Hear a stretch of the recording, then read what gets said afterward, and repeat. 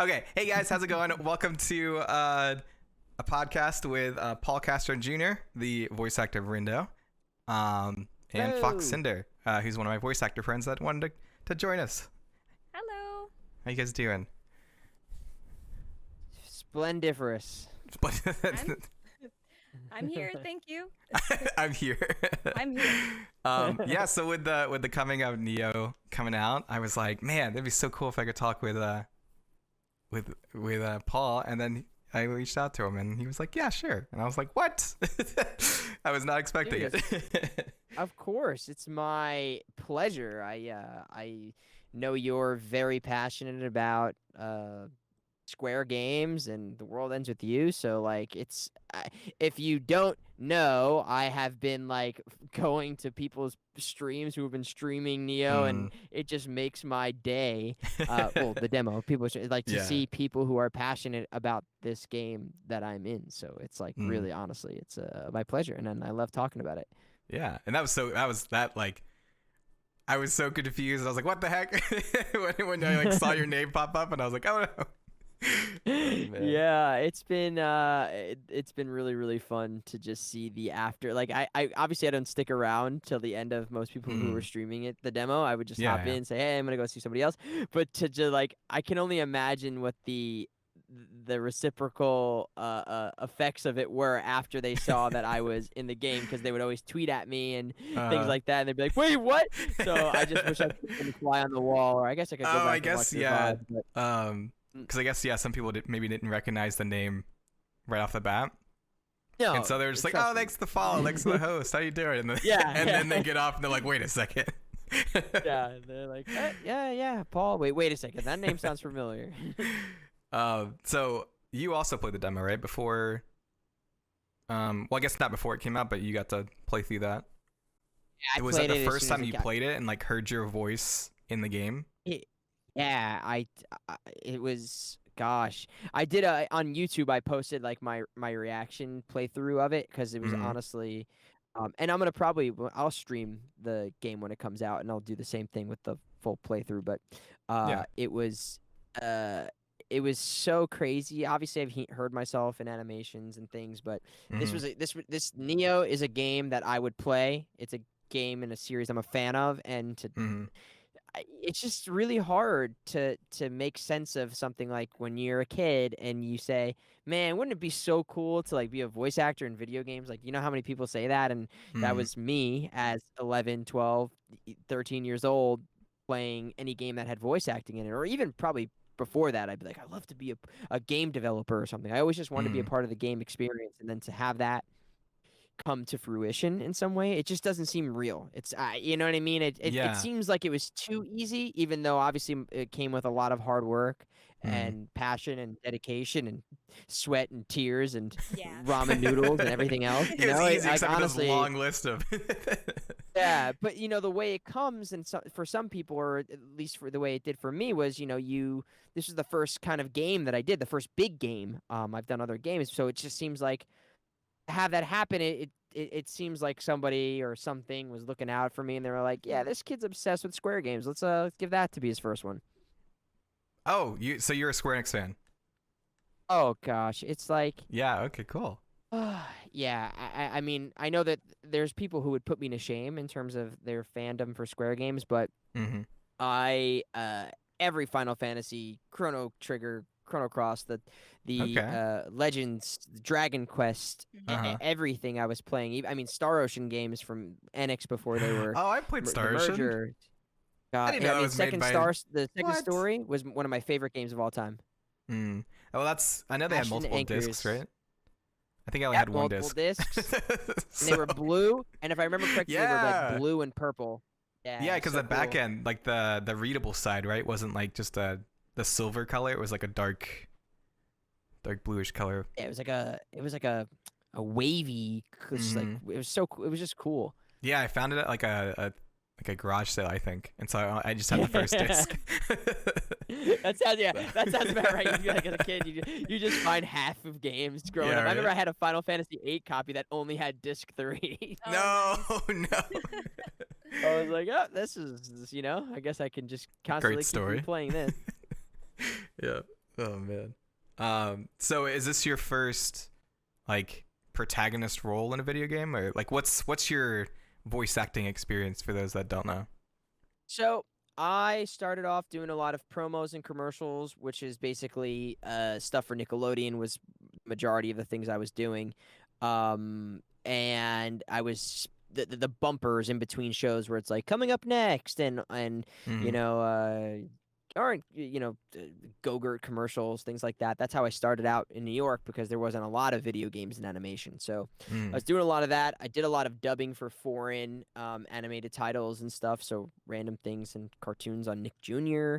But Really? since moving Okay. out to LA, yeah, I did a show called like Nella the Princess Knight. I did stuff for Sesame Street. I did stuff for What? Clifford the Big Red Dog. I did I got this thing called Dr. Panda. Just like random things that nobody but your Uh, maybe your Dr. son will Panda. know, but nobody else is going to know. And well, Clifford, a lot of people know, and that was Uh-huh. kind Yeah. of a big deal. But yeah, and then coming here, I have done a lot of things that have yet to come out. I think an Adams Family game got announced that I did. That's like one of the things that I can Oh, say. And then there's a okay. lot of other games that I'm in that have yet to come out yet. So this was not the first thing I've done video games wise, but it's definitely the biggest and Hmm. the only one I can talk about just yet. Yeah, for sure.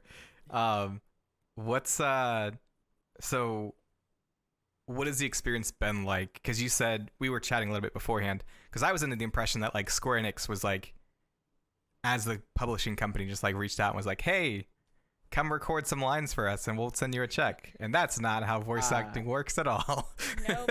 yeah, I wish. I mean, gosh, it's like if it was that easy, heck, everybody would do it, right? Yeah, right. So did you apply for like? Did you know it was Neo that you were applying for? So the way that I can talk about this and then like the best way to frame this is when you get auditions, you don't always know what I mean, more often than not they use code names. So like Mm-hmm. hypothetically, let's say they're making a new Final Fantasy Yeah. game. They might say it's like Project Avalanche, you know what I mean? Mm-hmm. Um so like for this one, it was Project something else. I don't remember what it was. And I remember looking at the character art design that was sent with the audition packet, and I went, Hmm.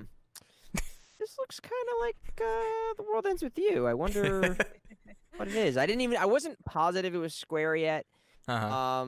I wasn't positive any of it, but I just kind of had that feeling. I was like, this kind of looks like, I don't know. It looked like The World Ends with You. I had that feeling, like, and I didn't even put two and two together about like 'cause they had on obviously they didn't announce that they were going to be making a sequel yet.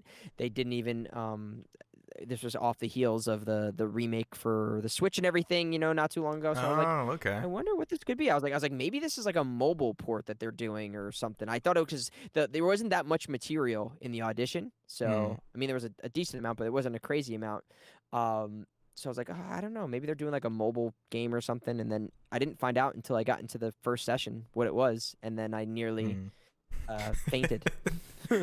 So at that point, like on the when you started doing recording, they had already told you, "Hey, this is your voice that you're doing, and then here's the times that you're coming into the booth." Yeah, so I got booked. Basically, I found out I was coming out of a recording for like a big show that I had just booked that also didn't come out yet, like a pilot for this series that I was doing, and I was like, I'm living on cloud nine right now. I'm doing this pilot for this network and all this stuff, and then I get this email, and I'm like, holy shit. I got something else, and then it said what it was, said the character name and everything, and I'm going through my emails because you never remember what it is, and I'm like, it says Rindo. I'm like, all right, I'm listening to the audition files. I'm like, wait a second, hold on a second, hold on. I'm like putting all these things together. I'm really trying to figure it out. Where me and my fiance are speculating, like, wait, what is this? Okay, is this Final Fantasy? Is it Square? Is it Kingdom Hearts? What's going on here? Yeah. You know what I mean? Because the studio at that time, I figured out like who it was or whatever, and they had said, all right, you're gonna come in for a bunch of sessions. They're gonna be this long, and this is the first day or whatever. So they booked me for maybe like 5 sessions up front, and then I didn't know how much more would be after that. And then I get in for the first session, and they tell me I think I maybe asked. I said, so what is this game that I'm doing? And they're like, oh, so it's Neo: The World Ends With You. It's it's a sequel to The World Ends With You. And I was like, they're like, are you familiar? And I was like, yes. Yeah. Like, yes, I'm familiar. Very familiar. And they're like, yeah, you're playing the main character. I was like, oh. So That's so cool. I'm not just like, one of the supporting characters or something. They're like, no, you're the main guy. And I was like, holy shit. And then from there, I just had to separate kind of the fanboying from the work because that wouldn't have been productive to be so obsessed true. and to think of things like that. So I had to quickly kind of just transition into like, okay, what are my stakes here? What's going on? What is my objective as a character? What are the things that because you're learning all of this in the moment because a lot of things are very secretive, so they don't give you that Right. information. Oh, You true. get kind of like a yeah. shorthand, and thankfully we had a really, really great ADR director and a translator who were able to kind of fill in those gaps for me and give us like all those context clues that we needed to have the like obviously in the moment the best performance, but you're playing kind of moment to moment, whereas with like TV and film stuff, which I also do, you usually get the script and you're able to say like, oh, okay, at this moment I'm doing this. Really with video games, mostly because you're getting it all in the moment, you have to just kind of throw yourself in that scenario. You got to figure Yeah. out the choices you're going to make as a character and then just kind of thrust yourself into that situation. And you can't Okay. really play the future or the past. You got to just play that Yeah. moment, which for me I really found enjoyable, and I think it actually helped to give a more natural performance, I think, because I wasn't trying to play into anything. Huh. So yeah, that's a good question. So how do you like? What's the way that you kind of get into that mindset? Because I didn't even think about like all this anxiety or like all this excitement about getting to play a game that you know about and you like, and then having to like be professional and kind of like calm down and do your lines. So what was that experience like? Well, again, that's why a lot of people who do voiceover, you'll find aren't like mega fans. A lot of people who are mega fans want to be voice actors, but oftentimes the people who are working in voiceover are just very dedicated and trained actors who may or may not be fans of the things or a fan of the properties and things they do. So for me, I was in that rare scenario where like I'm obsessed with this type of game and this franchise and this series. So to it felt so rewarding, and at the same time I had to really just again separate myself from that, remember that I'm an actor, I'm a professional, I'm here to do a job, and to just really make sure I don't get fired. Yeah. Right. Don't get Can replaced. you? So is it not common, but is that like a stake of like if you aren't gelling well with the script or the directors that they can just kind of stop from there and go with somebody else? It does happen a lot. It definitely happens a Really? lot, and Okay. I've been in a scenario, not me personally. I mean, granted, I've been no, not me personally. I was working on a series and, I was doing prelay, which means you go into the recording studio and you're recording with the cast, which is kind of uncommon actually to do. Most times you're just recording by yourself remote and your lines individually. Yeah. And I was recording with the cast for this one show, and I've been working with this girl who's playing by, my the co-lead with me, and one day she just was another person. And I was like, wait, what happened? And they're like, yeah, the client, they just felt that it wasn't, the performance wasn't strong enough or the Oh voice man. wasn't matching what we had anticipated. And I was like, oh, and Oh, at that that's moment I was like, scary. shit, any moment this could happen to me. Yeah. Oh Right. So no. I was comfortable, and then all of a sudden I was like, at any moment I could lose my job. So this Yeah. happens a lot too with voiceover specifically because you're not doing rehearsals, you're not getting the source material beforehand, so you're really trying to figure it out in that first couple of lines with the director and the client, and maybe what they thought they liked doesn't necessarily work in like the larger picture. So maybe it's even that you sound too similar to somebody else, or your personality, you're playing it too similar to another character, and it's just not working out Okay. for the whole thing. So that does happen. It's not like super super common, but I was just so insecure because of the magnitude of the game that I felt like I wasn't going to do. I mean, I'm just like I'm self-deprecating in that sense too, and I don't. A lot of actors I think are. They just always feel like they're not worthy or they're not enough, and Yeah. it's a lesson that I Yeah. always have to remind myself that you got booked for a reason. They picked Right. you, and that's all you can really focus on. You can't worry about if you're not right for it. Let them, if they're going to decide that, that's for them to decide. It's not for you to worry about. If it Yeah. comes, it comes, and Mm. oftentimes it's not personal. So you got to just kind of separate the two things. Yeah. I always say, like, people either have imposter syndrome or they're lying. Because Yeah, I can't exactly. imagine, like, anyone not having those kind of thoughts, or, like, that's just my experience, though. I have both. I have imposter syndrome and I lie at the same time. Where I'm Oh, like, no, I'm perfect. good. Yeah, I'm good. Yeah. So with You were saying something else too in terms of preparing for the role. I thought this would be an interesting tidbit for you. So I had been listening on my way. Obviously, I was crafting my character like based off of the little information that I had, and really just kind of leaning into the context clues in the short paragraph they gave me and going, okay, this is the type of person I am. This is like what my friends are like. This is what maybe my home life is like. This is what my interests are like. All stuff that's not based off the interesting. page.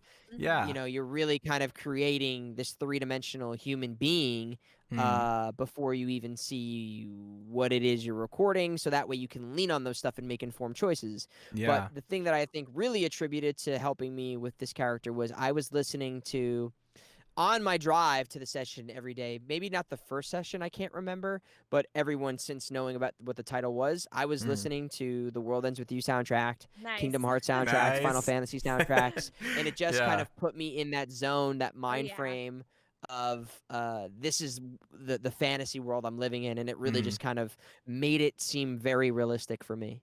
Right. That's cool. Oh, I love Yeah, that. super. I look back on Um, those. I'll always look back at that on those drives. That 30-minute drive I had from my house to the studio is like every day I was so excited to work, and it's a very rare thing I think for people to experience in their job. But I was just like in awe that I was doing this, and it was Yeah. the music definitely aided in that surreal feeling. I'm sure, yeah. That's so cool. Not to put you on the spot, but like, who is, so coming from Paul as the voice actor, who is Rindo? Like, what's some of his characteristics or personality like?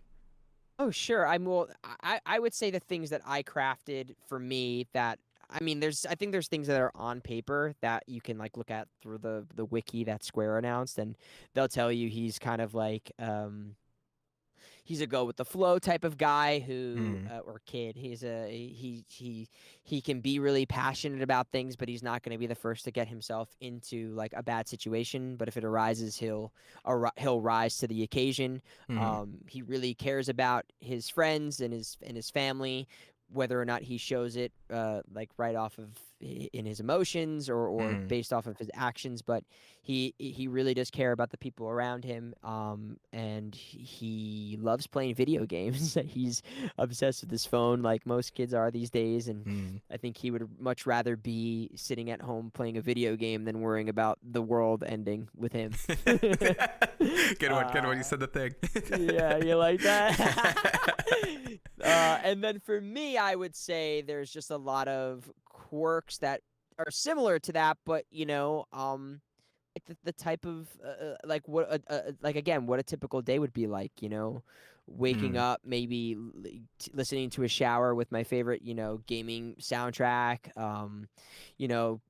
going on a walk by myself around the town, just little things I could always kind of put into action. So if there's a scenario going on that I would be, I have to make a decision as Rindo.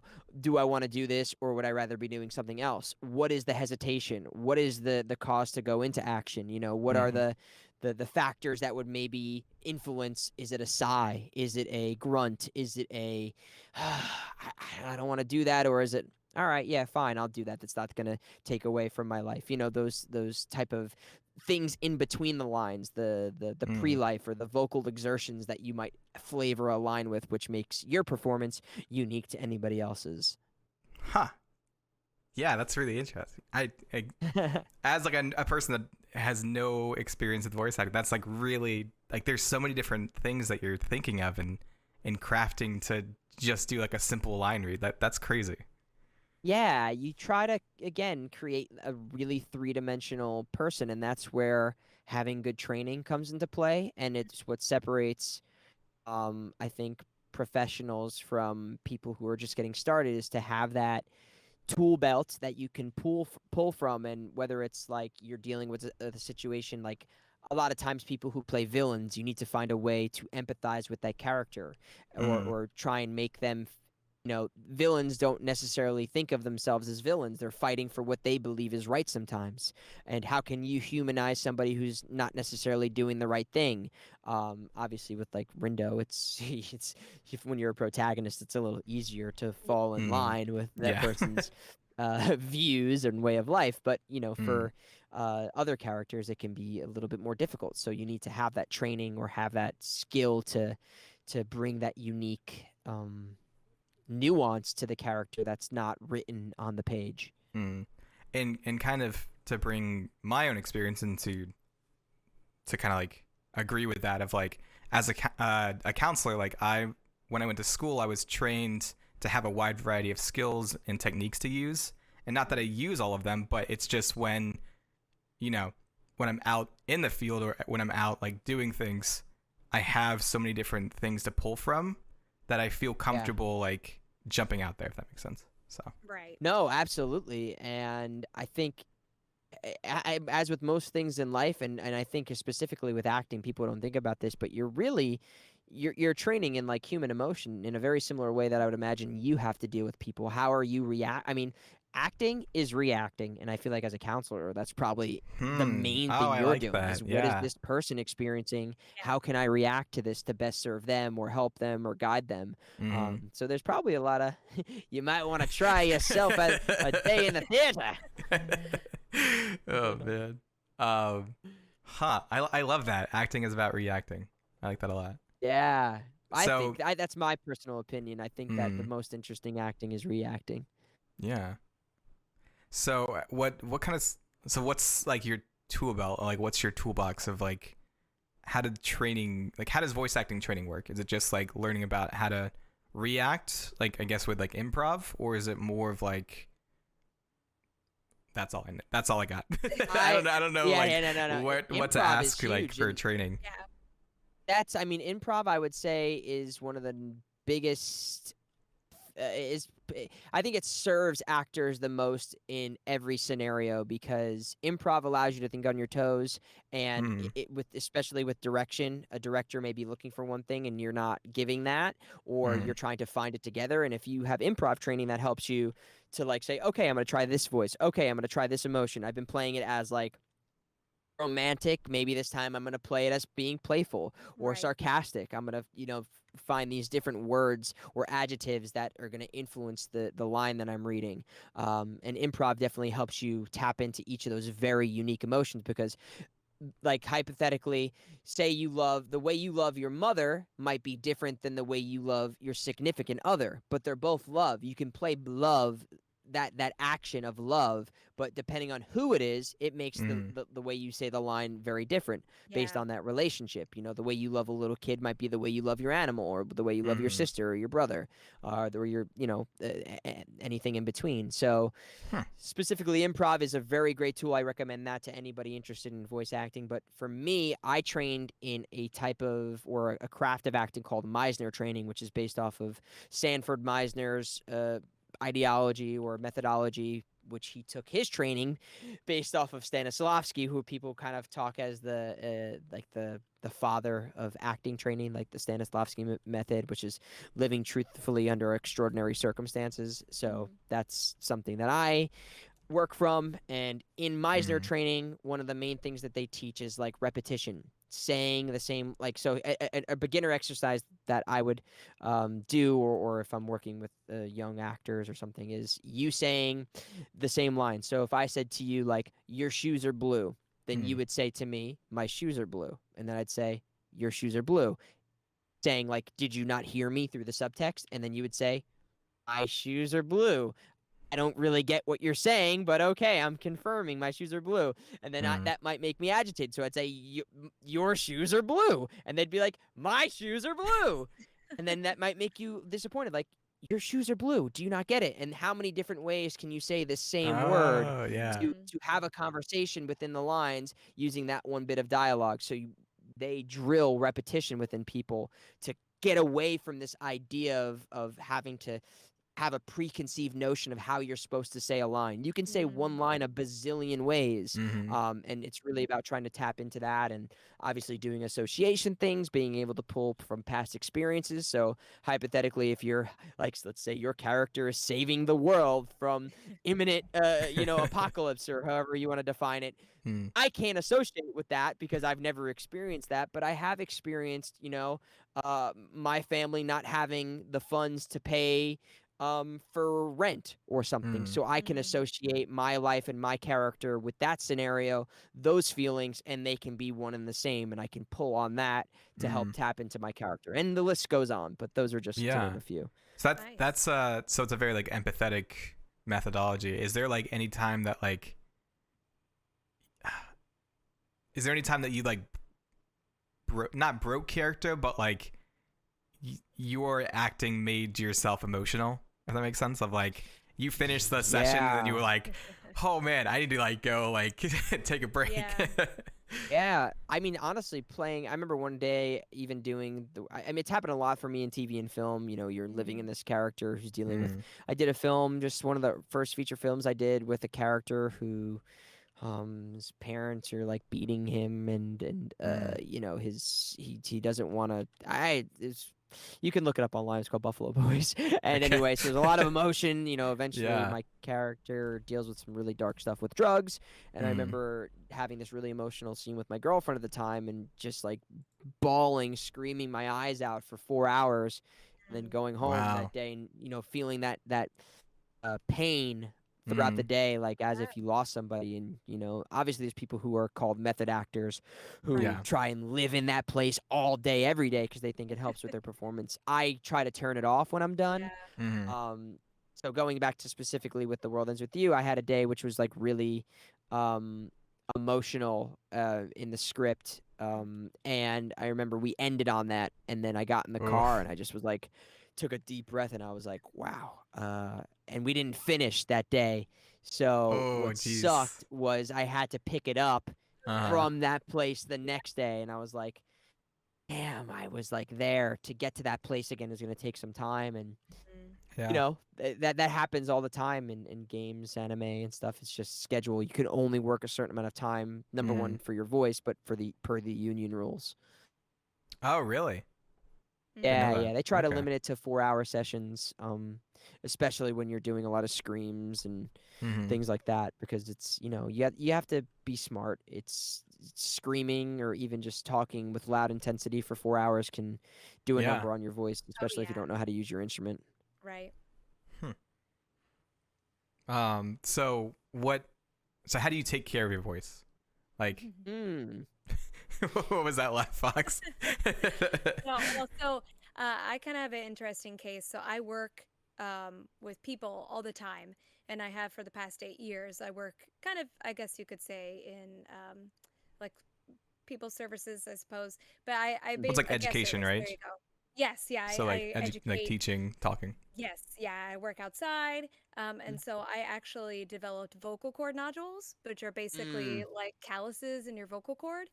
And so I was doing a lot of voice acting at the same time. So I never really turned off. I never really gave Mm. my voice that rest. And Yeah. because of that, I had vocal cord nodules. Thankfully, I was able to go on proper vocal rest for a while.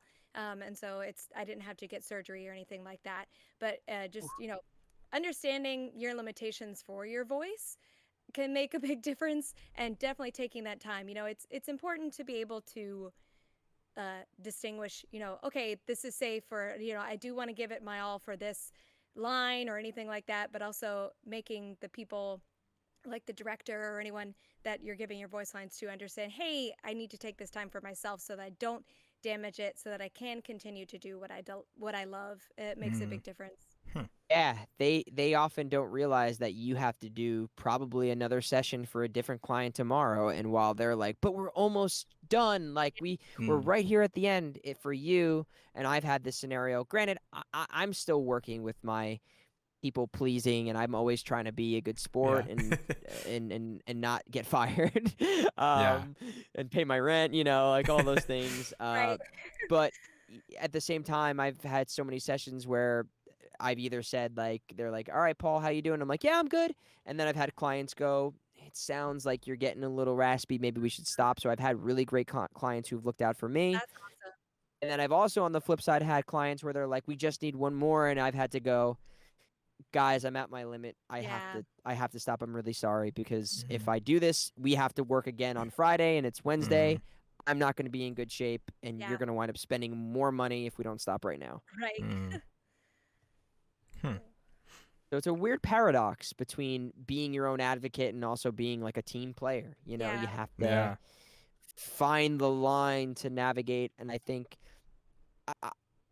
I, I think it's always like respectable, and people admire somebody who has the confidence and the understanding to go, "No, this is my limit. This is my instrument. I know it, and I need to stop here." And Mhm. while they might be a bit irritated, if you explain to them, like I just said, this I have to work tomorrow, and we've been screaming for an hour. It's only gonna sound worse, and we're gonna have to do pickups. I think, if it's a smart client, they will understand that, and if they're not smart Mm. and they don't understand it, you don't want to be working with them anyway. Exactly. Yeah, true. It's Have you had to redo a lot of lines for Neo? Or is it usually like you finish this no, and you just move on? actually, we were kind of. I think we did some pickups like while doing it, but pretty much on the day we wrapped, I rapped. So Nice. I don't Oh. know if that means I should pat myself on the shoulder or what, but I didn't have to do any ADR, which is very rare. I really anticipated doing ADR afterwards, but again, that's a testament Mm. to good direction, good engineers, Yeah. and I think hopefully a decent performance. I really liked you. Pretty much everybody in the demo was doing a great job, like with the voice acting. I Yeah. actually ended up doing the demo twice because I streamed Ooh. it on Switch, and then I said, "Wait, it's for the PS5," and so I streamed it on the PS5 too. And I didn't skip any of the lines. Like it was great to hear everybody, and I could really tell that you guys really connected with the characters, and that speaks a lot to connect with the people playing it too, because Mhm.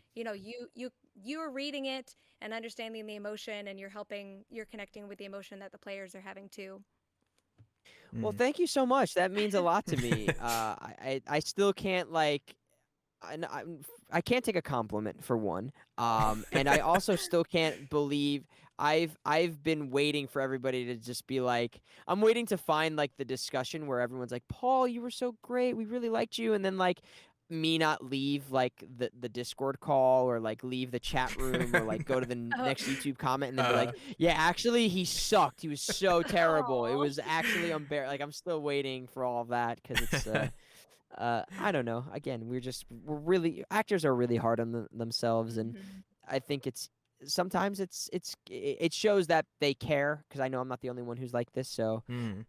for me, I'm hard on myself because it was so important to me, and Yeah. I really wanted Yeah. to connect with the audience and make this character somebody that people could go, "I relate to this character," Mhm. in a unique way, in a way that's unique to me, because there's a lot of protagonists. There's a lot of characters that Mm. on paper look and sound very similar to Rindo. Yeah. Mm. To name a few, we've got Sora, Roxas, Yeah. Deku, Cloud, Tidus. Just to name the Square protagonists, and Mm. they all have a very similar like essence, I would say, a couple of different characteristics that are similar. So how can you bring what's unique to you, or in this case, what can I bring to Rindo that's unique to me that hasn't been seen yet? And I really tried to do that. Yeah. Well, Yeah. I really enjoyed the demo. And I love Yeah. this is quick side note of just like the direction in both voice work, but also like the art direction and like how they handle all the cutscenes. It all just Yeah. blends together so well. It does.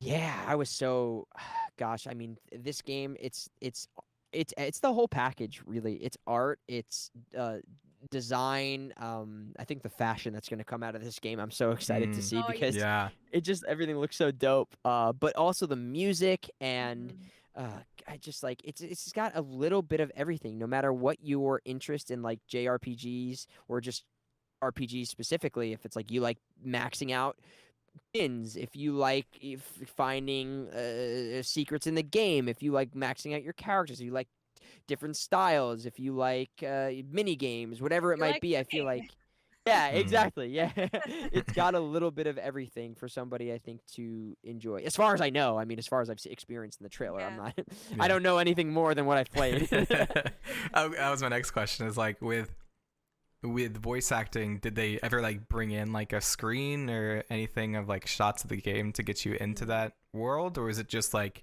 here's a piece of paper, read the line? Like what was the whole like recording experience like? Yeah, well, it's at first it was just you're reading dialogue off the page. You're seeing the line before you, and you're seeing your line, and maybe the line after you. Mm. Um, and so that was, pretty much business as usual. But then every so often we would do the dubbing to the cinematics. And I remember the first one we did Oh. was like, I think the first one we did is the bit in the trailer with Mm. and they see like the trailer spoiler alert here, so close your ears if you haven't played the trailer. I'm not going to get in specifics, but I'm giving you fair warning to close your ears. Is when they're seeing like what they believe is like a movie going on. They're like, oh, look at all that action, Uh-huh. fireworks and Yeah, stuff, right.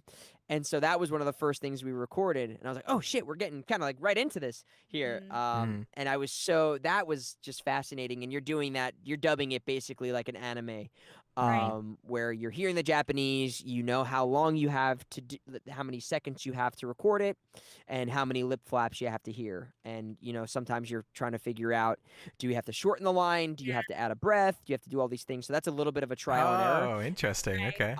Yeah, and specifically in Square games too, or at least in this game, and also what they were telling me they did in Final Fantasy, is typically you have like a couple of seconds to play with, to Mm. like if it's not matching, you can like either if it's not things that are too a lip flap, so like the dialogue bits where you're just seeing like the character portraits, Yeah. or like in Final Fantasy when you're just hearing the characters talk. Sometimes there's like 5 seconds or 3 seconds you can go over to match the duration in the game. But for Mm. this one, it was like you had a second or a half second, Oh so you man. really had to Oh, be on the wow. mark. Yeah. And there were so many times where we had to just keep redoing longer lines. I remember because we had to be in like a half second Jeez. of the translation. So that Yeah. informs the performance too. So s- so you hear the line, you see what happens, and then you have like a read after that. Is that how that works? Yeah, it kind of happens real quick. It's kind of Okay. like they go, all right, we're gonna watch playback so you can see what happens here, and then maybe you'll Huh. watch it again. You Uh-huh. maybe watch it once, twice, and then the third time basically the way that I would suggest to actors to do it is you watch it the first time to just understand what's going on, get a Mhm. sense of the scene. And this is pretty much how it's done in anime, but Yeah. a lot of this is how it is for video game cutscenes specifically. You watch it that first time for reference, what's going on here. The second time you watch it and kind of voice your lines along with the Japanese, so you can see how fast or how Okay. slow do Yeah. you have to be, or kind of get those breaths or whatever it is that you have to kind of plug in there, a Mhm. reaction, make sure you hit that. So the second time you're doing that, and then the third time you're not hearing them, so you're just going off the beeps. If they beep you in, it's like 3 Yeah. beeps, and then you Mhm. go and you're following the picture. So Huh. that's Wow. typically how that stuff kind of goes. Mm. It's That's a bit okay. technical. That seems intense. Yeah, it's different than just straight acting, and like, Mhm. as doing on camera or theater, you have the liberty just to kind of act the way you see fit. There's not like these Mhm. restrictions, but Right. that's why anime requires a specific set of tools, or video games, because it's requiring you to be technical. And if you don't have that technique, it doesn't Mhm. matter how good of an actor you are, because it's not going to work for that specific property you're working on. Yeah. Yeah. So, okay, so in that scene that you're talking about, that if you guys don't want to Mhm. hear, stop listening What keep don't listen. So the part where like Frey gets smashed by a truck. Did you just like see that and like okay now go scream? Like what was exactly. was that like a shock Yeah. that you had to kind of like Man. I be like, remember- oh. Yeah, I remember watching it, and obviously, if you're familiar with The World Ends With You, you're like, how are they gonna play these characters being in the game here? And game, that's like the intro into them being in the Mhm. UG, and I was like. Like when I saw they're just playing it three times. It's like the audio engineer, they're like, all right, we're playing it, they're not really like worried about what's happening. I remember watching Right. that first time and going like gasping audibly I and going, know. oh shit, and then going through it again and having to be like, okay, this is what we're doing, okay, and then just really trying to connect to that moment specifically and being like, what would it be? I mean, again, you're following the Japanese, so you have to kind of stay within that lane. You can't Yeah. do anything too ridiculous. Sometimes you get to play, but by and large, you're playing off of what they did.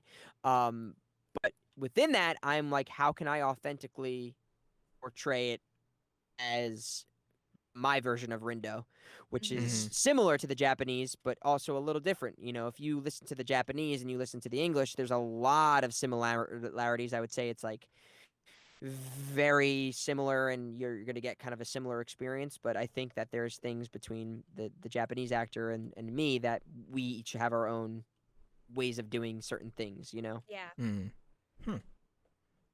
Well, I definitely felt it when I watched that cutscene the first time. I could feel Rendo's connection. Oh, it was great. Yeah, that's why I was like so, interested to see like what the experience was like for you recording that, because yeah. it Probably sounded crying. I definitely was probably crying. If there was a camera in there, they would have saw me intense. crying like a baby when it happened, and again, it's like you wish you had more dialogue or more reactions to express Yeah. yourself, but you're just given that, so you have to put all of that feeling into Mhm. that quick moment, which for me was like I was like, I want to scream and cry for my friend. But you're given kind of what you have, and I don't know, that's one of my favorite moments in the game, that Oh man. just that whole cinematic scene is so cool. So what's been the favorite like type of line? Have you liked doing like combat stuff, or did you enjoy doing like more of the what's the word, like some of the back and forth with characters, or more of like the dramatic cutscenes? Like what's been like the favorite? I would say that I think the whole thing was really, really enjoyable. Like I really we didn't do the game in chronological order, so to speak, because like we would record things out of order, but I was really like Really? experiencing the game. I was experiencing the game as a fan while I was recording it, and that made every moment really kind of magical in a way. But I did have a lot of fun doing like the one-liner battle reacts, where you're like, because I always dreamed as a kid when you like play like Kingdom Hearts and you hear Sora going thunder, blizzard, fire, like that stuff, and I was like, when are we gonna do like my version of that, and I got to have some fun with like you that's hear so it in cool, the trailer. yeah. I got to do like a woo, like things like that. I got to make those things up, and Oh, that nice. Oh was, really? Okay. yeah, because it was kind of, yeah, some I got to definitely make up, because translation wise, Japanese, it there's no like direct translation for a lot of those reacts within the time frames. Like if they're saying like really great job, but it's said in a second, we need to figure out our way of saying that same thing. Yeah. So it would be like they'd say, all right, you give us a cheer or a victory type of thing, and I'd give a couple of different options, and we'd land on, or they would land on something, and I'm surprised to see what ends up in the game. Oh, so you don't. Okay, interesting. Yeah. Huh. So you don't. Is there like a battle session and then like cutscene section, and then is that how they like kind of cut up all the work, or is it just like they jumped around to different parts of the game? Jumped around to different parts, but we definitely saved the battle stuff and the cries for the end, like the last couple of sessions, because obviously a little bit more vocally taxing, Yeah. and and then as kind of they were being either animated or recorded in Japanese, we were then like we would they'd be like, okay, we have this scene today, that this just came in, it's animated or something, and then we would work to that. Like I remember working off of things that weren't even fully either animated or completed yet. So it's just kind of all over the place. Interesting. So actually, jumping off of that was one of the questions I had. So I know I've only done a few like little indie games and things like that here and there, but I did have to record, the grunts and the ouch and the pain and the like all the kind of action sounds that you do. Is there any like group of action sounds that you have trouble doing? For me, it's laughing. Like it's hard for me to fake laugh. And so when I'm asked to do so, unless it's an evil laugh, I really like doing evil laughs. But I have trouble like just making myself laugh. Is there something that you have trouble doing, or you have to like? Is there? I know a lot of other actors or voice actors that I've talked with kind of have a phrase that gets them in character, either with voice or in that mood. Is there something that you do for Rindo, like to get into his character? I'm sure I do so much pre-life. I do like I get myself. I use phrases or things to get myself to that emotional state, or to. I think it was probably specific to the lines. Like, I can't really without like spoiling anything. I can't really say specifically what it would be. No, but go ahead. There was definitely moments where I would talk myself into the scene. Like, a bad example of it would be like, I can't, like, how could you like saying something like, how could you do that, or like, I can't believe this is happening, type of thing. Like, the things of that nature, to get myself to that emotional state. I do that a lot with lines.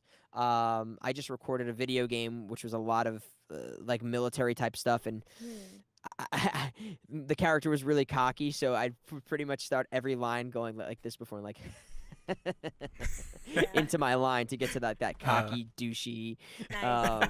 kind of like that energy to every line. And if you see the difference between doing that and not doing that, there is a difference that carries through the line. But the thing that I would say I struggle with the most, I would say, is maybe like different falls, or like the impact, like different impacts, because you think like if you're jumping, you go, huh, like that's a land, but there's how do you land at different heights? What is 5 feet versus 10 feet? What's 15 feet? What's landing on 1 foot? You're bringing landing up so and many rolling? questions I've never thought about. Right. So, and you're kind of thrusted in, and even and I would also say like different like combat stuff, like where and I was with Bob, the director, who was really phenomenal and very helpful to someone like me. He would give me like tips and tricks on things to do, and like, you can use P's or T's or D's, like different, like instead of like just going huh, yeah, like using an H, you can use tuh, or like nice. Like different Like consonants. letters, consonants on the beginning of the line that can change up that effort, which was very helpful, so you're not doing the exact same thing over and over again. Yeah. Or like winding it up, like like using a Y, or and even envisioning where are you swinging the weapon from, if it's over your head down to the ground, or from your waist up and up, or is it a quick stab, trying really to put that weapon in your hand and physicalize that movement as much as you can without moving or knocking the mic off the stand, and, and breaking a $2,000 mic. Yeah. Huh. God, Awesome. yeah, Thank you. I'd never even thought about that. That's crazy. Yeah, a lot of people think you just go in and talk, and you don't really realize like there's all these other like things. There's so much that goes into it. It's crazy. Yeah. And that's why I always tell people, if you want to become a voice actor, get training. You know, whatever you can, whether that's theater, on camera, specifically voice actor, just voiceover training. Just the more you can learn from people who either do this professionally and make a living from it, or can help you to achieve that, the better. Because the worst thing in the world is to get hired for a job, them ask you to do something, and you be completely oblivious to it, and spend an entire session figuring out how to do it. Oh yeah, true. Is there like a pretty common like vernacular that's used in voice acting? So like they're not just, do they ask you like certain things that use like vocabulary from the voice acting world? Yeah, Or like even again, like can we get some pre-life? Like, you know, pre-life I was gonna is ask you where what that you're was. saying, you know, saying things before the line. So if you're like, if you're going, you dirty son of a, and then go into the thing, and then oftentimes the director will say, okay, let's keep that line, no pre-life, or keep the pre-life and keep going, or you know, Huh. there's a ton of little phrases and things, you know, again, efforts versus battle, like efforts is basically all the battle type of lines, like we're gonna do those, or you know, and I'm probably forgetting a bunch right now, but you know, there is definitely a ton where uh I remember experiencing some the first time I had not heard them and being like, oh shit, like what is I here's a specific instance I spoke about. Like I remember a one of the engineers was telling me like, hey Paul, we've got some nose knocks on that take. Oh And I was like, man. oh, okay. I was like, yeah, great. They're like, I was like, they're like, all right, can you stop that? And I would do the take again. And then they're like, Paul, we still got some nose knocks going on. And I was like, all right, yeah, I'll fix it this time. And just really having no idea what they were talking about, Right. and like trying to figure it out in the moment so I don't sound like an idiot. And then eventually I was like, I'm sorry, can you just please tell? I have no idea what you're talking about.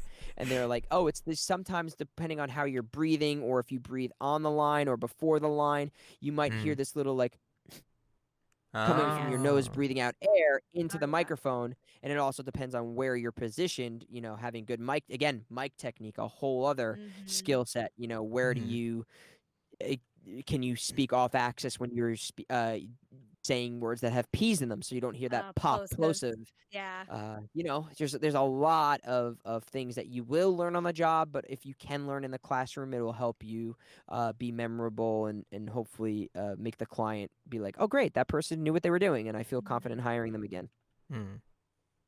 Wow. Okay. Whoa, that's crazy. I'm just like trying to wrap my head all around this. Yeah, I've discouraged everybody here from becoming a voice actor. I just thought I could sound cool and in a video game, and now this sounds terrible. Oh man. So I had a when question you're, for you guys, actually, real quick. oh yeah. How did you guys all get into, like, I'm assuming you're big, not only the World Ends With You fans, but how did you come to fall in love with Square, or obviously you're a fan of Kingdom Hearts, but how did all of that come into each of your lives? Well, you can go first, Fox, if you want. Oh man. It's actually funny. So I've been seeing this meme go around on Twitter where it's, you know, like your Final Fantasy journey. Oh yeah, your funnel. Yeah, it's like where you follow the kind of trail of where you are today in Final Fantasy. I think my first one was actually Final Fantasy 8. I watched my older brother play through it, like through the whole thing. We would just have these watch sessions, and it just really connected with me. I love the characters, you know, the art style, everything like that. And then obviously, you know, a big fan of Kingdom Hearts when that first came out, and Final Fantasy X was a big part. That was the first one that I played through myself. So, you know, I have been like Final Fantasy, Square, you know, everything like that's been a big part of my life, like throughout the entire thing.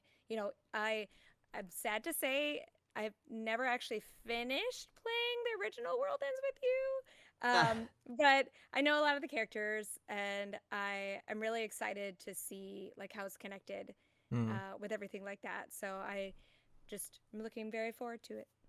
Nice. Yeah. And just to add on to that, you can, for anybody who hasn't done that either, it's a hard game to find on the DS if you're trying to play it that way, or if you don't want to play it on the mobile or the Switch, you don't have a Switch, whatever. You can always watch the anime that came out, and I think that gives you Yeah. And are you a really still good. Oh, sorry, I was going to say, are you still playing through it too, Paul? I know you were Yeah, playing it originally. Yeah. I am still like I'm still stream. I haven't finished my stream of it yet. I've played the game obviously before. It's been the last time I played it was when the mobile version came out. And obviously before that it was the time I played it on the DS, which has been like 14 years ago. So Whoa. you know, it's been a minute. Yeah. But yeah, I'm still in the process. Like I give you guys who stream so much credit. I have terrible endurance, like when it comes to Aw. streaming, and maybe it's just because I'm busy right now, and that'll change, and I can Mm. manage it better. But yeah, I plan on finishing it on stream at some point. But now again, Neo's coming out, Yeah, and Neo's I'm coming gonna out. jump right into Right. that. So It's I so think hard. Oh, with go ahead. I was just gonna say with streaming, I think it really does like endurance is something that you have to like build up kind of. Yeah. Yeah. And also I think it depends on the game. I think with Mm. The World Ends with You, I don't think I think I streamed it once or twice, but there's so much dialogue and there's Oh, yeah. like it's draining to play. Well, at least for me it was really draining to play on stream because Yeah. it was a lot of like reading Mhm. all the text on screen, and then like the control style for the Switch is a little like tough to play when it's like docked. Yeah. And then also like turning to the chat and interacting with chat. And I was like, whew, Yeah. I'm gonna play this one off stream. Maybe that's why I'm so exhausted afterwards. There's a lot of dialogue. Mm. So. Yeah, 'cause, and I'm right, trying 'cause, to like, read everything, and Yeah, you're trying to you know. read it. You're trying to pay attention to like make sure you're not missing anything in chat. You're also like, there's always that like the background of like need to like keep an eye on like the stream to make sure it hasn't crashed or like make Yeah, sure that there's no exactly. like audio issues or game issues. So Which on my streams, you're guaranteed to come across one of those. me too. I've been streaming for like 4 or 5 years at this point. I still have issues like almost every stream. So I don't know if that reflects on me as a creator or if it's just like that's just how streaming goes. But Yeah. Shout out to moderators. Mm. Moderators save lives. Oh heck yes. Yeah. Oh, Yeah, I've man. got some great mods. Venti and Maddie, who are big in the World Ends with You community, they have came into my life and blessed me with their wisdom of and expertise of streaming and stuff. And I've messed around with streaming before, but now I'm really trying to commit to making it a part of my life. I don't Mhm. think I'll ever be able to say I'm becoming a streamer or a full-time streamer for that matter, but I definitely plan on being an actor or artist creator who streams often, I think Yeah. is a good way Yeah. of putting it. Yeah. And I think you already have so much of that toolkit, right? To be Yeah. a good streamer that it makes sense to like at least like do it on the side or do a little bit of it. Mhm. Yeah, and Um, I do enjoy it when I'm not like physically exhausted from a day of work. Yeah, I'm and, sure. Right. Yeah. It's and granted I know that most people who do stream are doing the same thing, but I'm like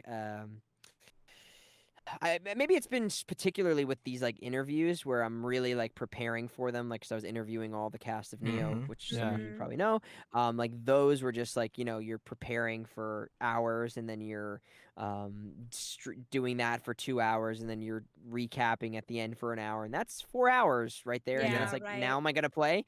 It's like I don't know if I've got an hour in me in the tank. Mm. Yeah, no, I usually cap my streams at like 2 hours. That's like Yeah. Oh wow. 2 or 3 hours. With 14, Final Fantasy 14 is a different story because that game I was gonna is just say. way too good. I like Mhm. clocked like 6, 7, 8 hour streams like back to Yeah. back. It was great, but Oh. most of the time I usually just cap it because streaming is like a side thing because I focus a lot on YouTube, and so if I stream all the time then I can't make YouTube videos, Right. which Yeah. is what happened the last month when I played 14. Worth it though. Well, are you making 14 videos? Are you I'm gonna start blending the two now? Yes, I'm gonna start moving towards 14. Yeah. But yeah, I grew up with Kingdom Hearts. Kind of going back to that question you asked. Yeah.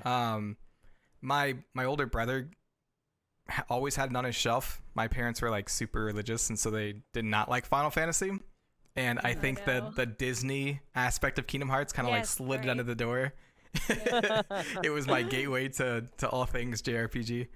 But I love it. yeah, so my first experience with like Tidus and the 10 crew in Final Fantasy 7 crew was like through Kingdom Hearts. So then like going back and playing Final Hey, Fantasy look, 7, I they're was like, from that's Kingdom weird. Hearts.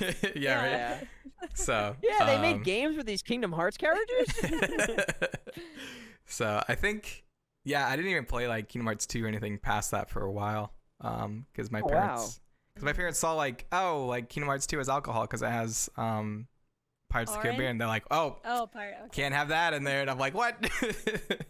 So, but What? How? I'm curious about this. What was like? Were your parents watching you play or doing their no, own no, it was investigating? just like if they read the label or if they like, Okay. Yeah. looked up something like Yeah. there's like you can like look up like a review of something and they can see all like the parental guidelines of like maybe what to watch out for. Yeah. So they were those kind of parents.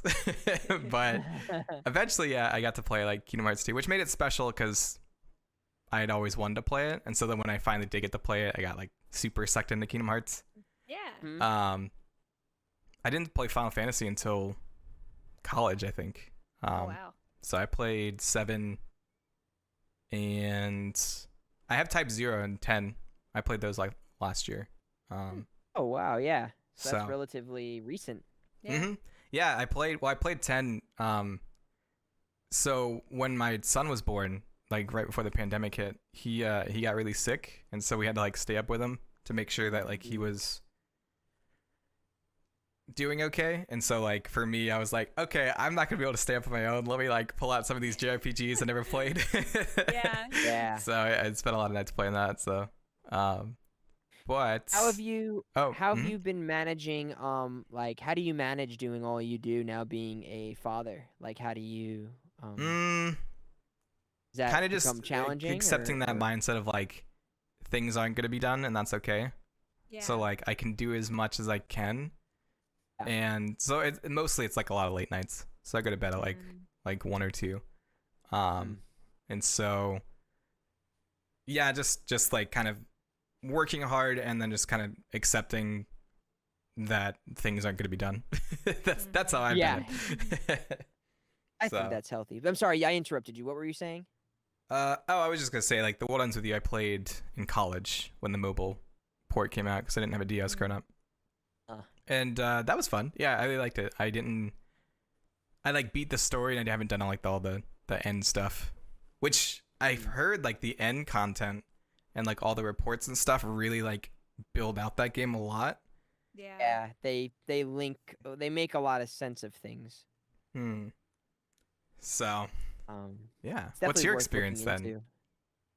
Like With with Final Kingdom Hearts Fantasy, or- and Square Enix in general? I my first experience with Final Fantasy. I mean, granted, it was my first.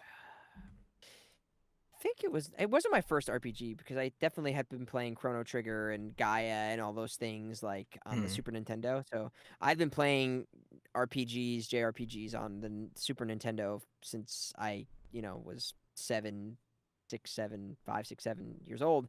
But I remember when I was maybe like, I don't know, somewhere between 8 and 11. I can't really remember specifically what it was. I was in my local game store, and my dad took me. I was playing Magic the Gathering a lot. Like I got into all that stuff. My dad would do all that stuff with me, and he knew I was a big gamer, and so he really was like supportive in that lifestyle for me. And we couldn't afford to get like a brand new PlayStation at the time. Like they probably just bought me like the new Game Boy, and I was playing Pokemon on it, and they're like, I'm not buying you this thing now, and whatever it was. But they had a used PlayStation 1 there, and they had the used Final Fantasy 7 in the case. And I remember the guy at the who owned the store, who became like a really good like an uncle to all of us who hung out there. This guy Craig. And he was like, you gotta try and play this game. So he really like influenced me to like maybe get it. And also one of my neighbors who lived next to me, they were all playing Final Fantasies at the time too. And he was like, That's oh, cool. you gotta try and play this game. And I remember we got the used Final Fantasy 7, we got the used PlayStation, and that was like my first moment where I got sucked in to this world of characters and everything. And I might have played, I think I played Final Fantasy 3 on the Super Nintendo beforehand. Wow. But I don't think I made the connection that they were of the same thing. You know, I was too young to make sense of it. When I played 7, it changed like my life and Oh. the world. And obviously I got into games like Star Ocean, Suikoden, you know, and yeah, just so many action RPGs, Zeldas. You know, I was obsessed with Zelda as a kid, and but specifically with Kingdom Hearts, I remember when they were like promoting it and being obsessed with Square at the time. I was in Costco with my dad again, and it was out, and this was back when they had like they didn't have the games in like those plastics, so like it was just like they were just out like they were DVDs where you could Yes. Yeah. just take them, and there wasn't even like a thing behind it. You Yep. just like you take the actual game. And I remember I snuck it into the shopping cart, and my dad was like waiting to pay for the thing, and I just snuck it onto the conveyor belt when they were scanning things. And then my dad paid for everything, Nice. and then he was like looking through the receipt. And I feel like my dad loved to like bust my lack of a better way of putting it, bust my balls. I don't know, Right. scooch me. I think he maybe knew, and he was like trying to just like make me be like, you can't do that, but I want to do it for you, so he's like, what's this? You can't, you did that. And I was like, please don't make me return it. It's got Disney characters. I want to play it. And then that was definitely a very memorable experience for me getting Kingdom Hearts. I was just like, again, the fact that they had Final Fantasy characters in this game, and Sora being very relatable to me as at the age and the type of character he was, it was harmony. Yeah. Did you stay with Kingdom Hearts, or was that like, did you just play KH1 and kind of move on? No, I went through all of them. Did you? Okay. Pretty much all of them. Yeah, I just finally played, or I just on this stream, I streamed Kingdom Hearts 3, but I had played Birth by Sleep 358/2. I played Chain of Memories. As soon as I beat Kingdom Hearts 1, I think Chain of Memories came after that, and I played that on the Game Boy Advance. I beat that instantly. Kingdom Hearts 2 became quickly one of my favorites. Just the whole Roxas, Axel. I loved Roxas. If you did, I don't know if you could tell, I don't know if I can tell that. I fell in love with that game and that storyline. It definitely what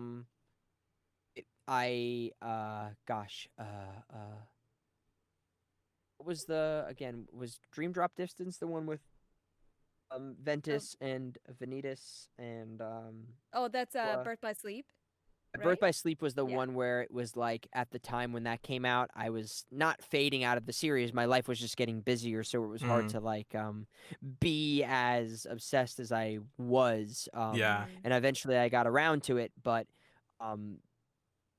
2, 1, Chain of Memories, 358, all of those games were, front to back, beat 100% if I could. Nice. Yeah, when Birth by Sleep came out, my parents didn't like buy us a PSP, so we like tried to emulate it on a computer, which at the time, like, PSP emulators did not exist, and if they did, they did not work, right? And so all I knew was like, oh, hey, this character looks like Roxas. I love Roxas. Like, I'm gonna play this game, and I finally got it working, right? And it was like, it ran like. It was terrible. It was bad. All the audio, choppy, right? Yeah, Very it was choppy. so bad, right? And then I find out that the character I wanted to play as is this kid named Ventus, and I was like, okay, cool. I'm not touching this. I'm done. I've been duped. Because it wasn't even like playable, right? Like, I got through the cutscene at the beginning, and then I tried to run around and like play it, and I was like, okay, cool. I guess I'll just won't play this one. Yeah, but clearly it must have influenced you a lot if you have branded yourself around right. Yeah, so Roxas, when Kingdom Hearts 2 came out, I wasn't allowed to play it, but I watched my brother play it. At least, and he only played like the opening, and so I loved maybe just because like I don't know how old I was, but like just seeing like a blonde protagonist, because I'm blonde, and so like maybe that was like all I needed as a kid. This But is just me. like Ah. I don't like maybe I was like a super simple kid, but I just like thought he looked so cool, and I was like he kind of looks like me.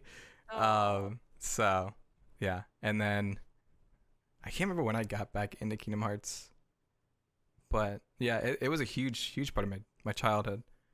You have a favorite Kingdom Hearts like moment in the series that like changed you or you just kind of solidified That's a good question. the love for the series I or the think characters? there's one really memorable moment of Kingdom Hearts 2 actually, where I think it was the first night I was allowed to play it, and it was at a birthday party. And so at our at our birthday party, we were allowed to stay up all night and play video games because our parents only let us play games like a couple hours on the weekend. And so it was like a huge thing, right? Yeah. And so instead of playing with all my friends, I like holed up in the corner with Kingdom Hearts 2 because my parents had given me the go ahead to play this game, and I'd wanted to play it for like so long. And so I was like, friends, who are those? And then just like plopped down and played Kingdom Hearts 2. And I remember using one of the drive forms, and and I was like attacking a character, and all of a sudden like I leveled up the drive form, and I was like, you can level up different things, and then that was like, and then I just spent the whole night like leveling all the different forms. It was so fun. Yeah, I remember that was super huge when that like I mean Kingdom Hearts is a great example of a game in a series that just it evolved so well with Yeah. the times and the Mhm. style of did. gameplay. It became, you know, Assassin's Creed-esque, and you know, you could just skate on the walls and Mhm. like all that stuff I think just really kept the game fresh and innovative. It wasn't just like they're resting on the laurels of the Disney and Square Mhm. characters. Like they Yeah. also made it a really enjoyable playing experience. Yeah, for sure. Yeah, and then Kingdom Hearts 3 coming out that was a time. Yeah. That was like such an exciting like lead up to the release, man. Yeah, it I was. just remember like E3. Oh, go ahead. Oh, what were you gonna say? Oh, I just remember like me and my brother like had our laptop up in like the kitchen, and we saw the announcement trailer for Kingdom Hearts 3, and we were losing our mind. Uh huh. Like it was just it was so cool. So, what are like what's a good way of putting this? What would you want from a Kingdom Hearts 4? Both of you. I would really like to see a class system. So with Kingdom Hearts 3, they did this good, and I have this like 10-page long essay that I just can't get done. But it goes through how like the combat has evolved throughout the games, right? And with Yeah. Kingdom Hearts 3, they moved to that class system kind of because you have a lot of, you know, jobs from Final Fantasy that show up in a lot of the forms. And so I think the next step for that is rather than just having like these 30-second or minute long forms, that like you have these Keyblade wielders that like job change and like just have their Keyblade in that different job class. That's what I think, but I don't know if they'll do that. Do you think that there will be do you think this, like, what are you expecting from the series? Do you think that they're going to make like a PS5 or I honestly I have no idea. I'm just curious what people think. Yeah, I think it's definitely going to shift towards like a more serious story, I would think. I think they'll still like obviously they'll still have Disney aspects to it, but I think cuz I mean the audience is growing with the games. Yeah. And so I imagine that it'll because the characters are getting older. With the Dark yeah, right? Yes. With the Dark Seeker saga, like Kingdom Hearts 3 was like the capping point, right? And so like they now have all this space to try something new. Yeah. Which would be cool. But yeah, I'd be excited. I'm literally like on the last boss of Kingdom Hearts 3 right now. So Oh yeah? Oh, that's exciting. yeah, I streamed it and I literally couldn't. Of course, you know, in true Paul fashion, I, you know, with being lazy and life and burning out, like I got to the last bit, right that like I think I'm right at the end. My stream has told me I'm close to the end, so I have to believe look them. it up. But yeah, I'm close. Let me see. I'm gonna pull up. Sorry, I'm like I pulled up your stream to see where you stopped at. Yeah, I definitely I again, spoiler alert for anybody, but I rescued Ventus and Aqua, and now I think I was just, yeah, I think Oh, I so you're in was the doing all Keyblade that. graveyard. Nice. Yeah, I Nice. did that fight. I did the Keyblade graveyard fight, and now I'm like going somewhere else. Like, Mm, think. gotcha. Yeah.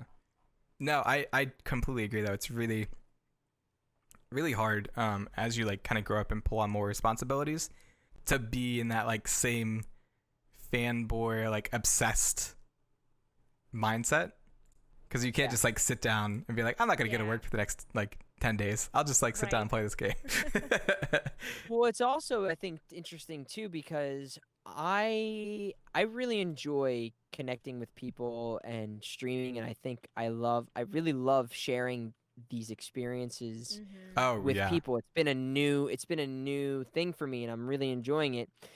But again, most like the way that I've typically played these games and they've influenced me has been in the corner of my room alone in the dark, by Yeah. myself. Like, not even really, like, my close friends weren't playing these games. I was pretty much doing it alone. It felt like my dirty little secret, and almost like my private therapy in a way, So it's a different way and a different expectation, I guess, of what the gameplay is. It's a little bit I think there's moments where if I was not streaming a game and something just happened, I Mhm. would like sit and wait for like 5 minutes and just think about like Mm. everything, or like go on Google and research like, wait, did that character know this person? Or like, Yeah. what I mean? I would do Yeah. like a lot of that stuff, and that's obviously not conducive to, at least in my opinion, for what I'm Mhm. trying to do eventually, is for Mhm. a streamlined, time efficient process of playing these games, so I don't Mhm. take a year to finish one. Yeah. And I think I love streaming, and like usually if I'm excited about a game, I don't want to play it until like I can stream it. Right. It used to be because I didn't have like a ton of viewers when I first started, like a lot of people with streaming. Yeah, I looked at it as like I want to have this snapshot of like what I was thinking and how I was feeling when I played this. Mm-hmm. And so it's really cool. Like I have it all privated now because I'm embarrassed of it. But I have all these like live streams on YouTube where I was like playing through different games, and I'm at like different points in life. Like I think I had streams of like before I like proposed to my wife, and like Aw. before like I was in grad school. And so I have these like different snapshots of life, and like I've played Kingdom Hearts like 100 times through. And so like, but it's cool to see Wow. like each time I go through that I'm like connecting with different things and picking up on different things and Yeah. reacting in different ways. And I think that's really cool. I think I agree, and I think that it's magical. I mean, I think we live in this world of content and the ability to capture anything we do, and I really love that. I think that is what's so magical, and if I can, the fact I still can't get over, and I'm sure you probably to a degree are like, it's pretty astonishing. Like, there's people that want to watch you play a game, and they Yeah. enjoy Yeah. watching you play a game. Like for you guys, it's you're just like, I just love this game just as much as you, and I want to enjoy it, and you want to enjoy it with me. That's a really magical thing, and I take that as like a big responsibility. So Mhm. obviously, I'm super brand new to streaming, but and maybe this will change as I do it more, but I feel like an insane responsibility to be the best version of myself that I can be Mm. with any of these people who decide to spend their time with me. Yeah. It's I don't really like those streamers who get like nasty or belittle their audience, or they don't Yeah. connect with the people who are watching them, Yeah. or they're elitist or entitled. It's like, oh, this is for me the way I want to experience and play these games. I want to have a good time, and I want, like, nobody plays a game with the anticipation of going, I fucking hate this. Blah blah blah. Like, screw this shit. It's stupid. They Yeah. need to do this, this, this, and this. They just want to like rage and hate on the game. Mm. But so many people know that it's content for them to like shit on a game or whatever it is, to be negative or toxic, or talk about why something sucks. Like, for me, it's like, no, I don't even want to care. I don't even care about critiquing the game. I just want to sit here and enjoy it and have a good time playing it. Yeah. It's not That's a my good- it's not my yeah, that's a place good to sit point. here and shit on something. Mm. Yeah, and I think at this point, like a lot of discourse, you have to be cynical if you want to be taken Yeah. seriously, which I really don't Yeah. like that mindset. Yeah, it's a good way of putting it. But Yeah, hopefully that'll change. Hopefully I'll I be a pioneer. I think there's definitely been a shift, at least in like my circles and the fandoms that I've seen, of like there's a shift from cynical to positive. Yeah. But Yeah, I I don't love that. know. Yeah, I love it too. I worry that there's so much of a shift to positive that it's not constructive. Like I don't Well, want to that's get to a point yeah, of like we accept everything and we will defend everything because we want to be Right. positive about this game and this experience. Yeah. Because I don't think that's Yeah, good well, either. there is definitely a discrepancy or a difference between being like settling for anything. Obviously, we have to hold studios accountable, and you know they shouldn't be able to put out whatever they want and take advantage of Mhm. their audiences and stuff. Yeah. You know what I mean? But I'm not. My goal is not to make a following or to captivate an audience based off of the fact that I can be really risque and provocative in the way I bash a game. Yeah. Obviously, like we should like say like especially with like MMOs and stuff, like this raid is not working, you know, Mhm. like it's Yeah. or like this character Oh, is imbalanced Yeah, or and I wasn't saying that's what we you were need saying. I was saying that was my like that's what I've been picking up on in the fandoms and discussions that I've seen. I wasn't saying because I'm the same way. I love like usually my discussion or things that I have to say are usually positive, because I Yeah. think that's helpful and it fosters a good community. Because I'm Mm. not like my first thought with anything is not like, oh, how can I be mad about this? Yeah, And yeah, so I yeah. didn't want. I- So I it- just wanted to yeah, like. the expectation of like that's a big thing too. Is how many people go like before a game even comes out and they say, "Oh, that's gonna suck." Like, or you yeah. know, like even with Neo, the amount of people that um instantly or who are probably Persona fans because of the way Right. communities can be, they were like, "Oh, this is just a knockoff of a Persona." It's like, well, Yeah. just watch the trailer without having any of that context in your mind, and then make Yeah. a decision if it's a game that you would like. Because I guarantee you, if you like Persona, you're more than likely gonna like this game. Yeah, It's, exactly. you know what I mean? It's Mm. very similar in the way that it presents character and story. Like, there's a Mm. lot of, and it's kind of like the way things. I mean, it's just human nature. It's the way people play sports. They like sports teams. If you have a Mm. team, that's your team, and you like that, and nothing Mhm. else is gonna be as cool or live up to the standards as those things. But I find that that's I don't know. If you're a lover of games, you're you're blocking yourself out to so many great opportunities to play other Right. similar games that are just as Mm. good and similar. Mhm. Mm. Yeah. Get off my soapbox. Oh no. Yeah. I just wanted to. I didn't mean to like interrupt you before because I didn't think I don't think that's how you are. I was just saying that that's what like I've noticed a lot in communities lately is Yeah. there's because there was that huge wave of just like negativity, and now there's like a huge wave of positivity to kind of go against that. Mhm. And like Yeah, I think everything kind of like happens in a pendulum, right? So like Sure. there's going to be a big pushback against negativity with positivity, but then there's going to be so much positivity that it's toxic, and then there'll be that negativity or that criticism to kind of push back against it, and it'll just do that over and over again for years. Yeah, I So- mean, yeah, if things go according to plan. So, but one What are- other thing about like streaming, like I love 14. I think some Yeah, people yeah. know that. But like experiencing that and like being able to stream that was like super awesome. Mhm. And I think I don't know, there's something about like sharing stories and sharing experiences together with people that is just like really cool. Yeah. Yeah, is this your first MMO? Yeah, first MMO. Never played like WoW Oh, or wow. anything. That's got to So- be magical because 14 is such a great MMO. It and really is. Mm. it's you know, it's so funny. I come from playing a long history of Final Fantasy 11. I played Really? that game Oh, Yes, nice. I played that game the day it came out in 2001, Wow. I think, or 2002. Is it still And I going? played it.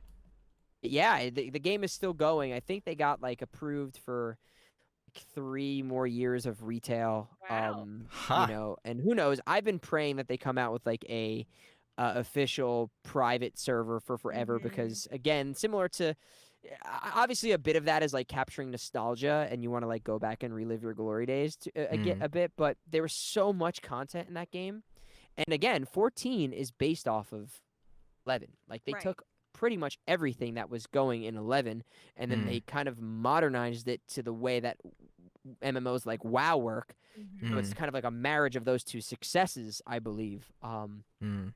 So in 11, I really hope that they make a classic server that was maybe like a couple of the expansions in because there was so much I never got to do, mainly because I was so young and I wasn't skilled enough to really be able to do that content. But now that I'm Mm. like smart enough and I feel like I have the tools and the Mm. the community resources 'cause it was a very community driven game. Like you couldn't Mhm. even level up if you didn't have a party or you couldn't do an Really? event Oh if wow. Wow. it was you couldn't do anything unless you like had community help Uh-huh. was one of the Huh. and it really I made so many great friends playing that game that Oh. some I still keep in contact with and some that I've got lost to the lack of technology that existed at the time to do so Yeah. because I couldn't give out my phone number to these random people and you couldn't like Yeah. add each Mhm. other on Discord. There was no add a Yeah. friend option on Ventrilo at the time. So I really would hope I wish that they would come back. They were trying to make a mobile version of the game for a Yeah. while Mm. and then that got canned. Granted, I wouldn't have wanted Mm. to play it on mobile anyway, but if they Right. were to come back with official Yeah. classic servers, I'd be the first person playing it. Mm. Yeah, and the community aspect of 14 I think is something that really resonated with me cuz like I mean, I met Fox through 14. Yeah. Yeah, I think she was perfect. following me because of like Kingdom Hearts, but like I was like, "Hey, like I'm doing like the end of the first expansion, like I'd love some people to join me." And Fox was like, "Hey, I'm here." And I was like, "Cool." Hey. And then you moved to a different data center. Sorry. And now we can't really play together. See, that stuff but fell far to me because I played on 1.0. See, again, I mm, played day one. This game came. I was so hyped for 14. I was mm, like, I pushed so fast to get to the end game, and I was like one of the top people who in North mm, America was like end game level type stuff. yeah. Wow. And then again, like college was at the time of 14 and all that, so things got harder to manage. But that game was just, apparently you can buy level boosts now. You Yes, can, they're on sale currently. exactly. Well, I think I have. Again, I'm gonna play 14. I'm gonna get into Yeah, it you again gotta once join. I can. You gotta join my static. We And, can do content and together. I'm really excited. Yeah, I'm super excited to do it because I loved it, and I have a level 80 paladin. And I have a level 80 Oh, because I hell yeah. came back for this expansion before this last one. Oh, Stormblood. A machinist. Yeah, so I leveled Oh, nice. machinist to 80, and I Oh, leveled nice. paladin, and I have Cool. like a 50 ninja dragoon and something Wow. else. Wow. What what data center are you on? I Is it I on don't even Crystal? know I what think I'm it's on on right Crystal. now. I think maybe I'm on Crystal. I don't know. I can't. I Oh, was nice. on Balmung, but then that got merged into something else, and then I was gonna play again with some buddies. Then that didn't happen, so I just Mm. transferred. I paid for the transfer, and now Oh, my yeah. character's on a data center with no one I know. Aw. I'll pay for your transfer if you want to transfer to mine. Oh gosh. I mean, I'm super excited and looking forward to playing with some cool people and Hmm. people who do like the end game content or whatever that is. So I would definitely Yeah. be interested. So Oh, yeah. I will definitely reach out once I'm ready to pull the plug and Awesome. commit to it. I did a tease stream on one of my last streams and everyone was going wild. They're like, "You gotta do that. You gotta play here. You gotta let me set this up." I'm like, "I Oh, can't. This is so overwhelming. My interface is all bugged. I don't even know what's where." I'm like, "We can't do this right now. I gotta turn this off." Oh man, I could talk about 14 forever, but we should Yeah. probably circle back to Neo, the game that you voice acted. Oh you yeah, that wanna- thing. Do you want to take any questions from the Oh yeah, good question. viewers, or- Yeah. In chat, if you guys have any questions for Paul, ask him away. I'll look through some of the comments on Twitter and YouTube. Someone asked about like how was the relationship between you and Griffin, the voice actor of Fret? Did you guys like record lines together, or was it all just like individual?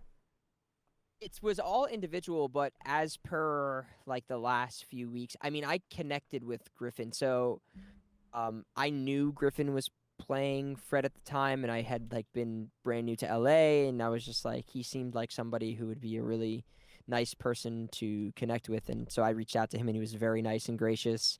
Mm.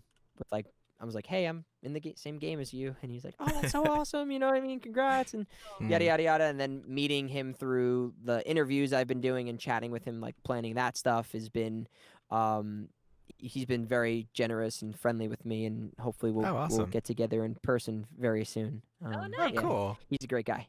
Yeah. That's awesome. So, but you didn't. So all of that back and forth and stuff is you didn't do that together? No, but I did have Really? the opportunity. I don't know if he did. I could hear some of his dialogue, like, That's Mhm. awesome. and then I could act off of that, and I'm sure he might have gotten an Oh, opportunity okay. or so to do that, depending on who recorded first. You know, like Mhm. if I recorded second, I obviously could hear what they did, like the session prior with him, Yeah. or vice versa. So, you know, when I got that opportunity, I was like, oh, yes, I get to finally act off something besides my Mm. imagination. Right. Yeah.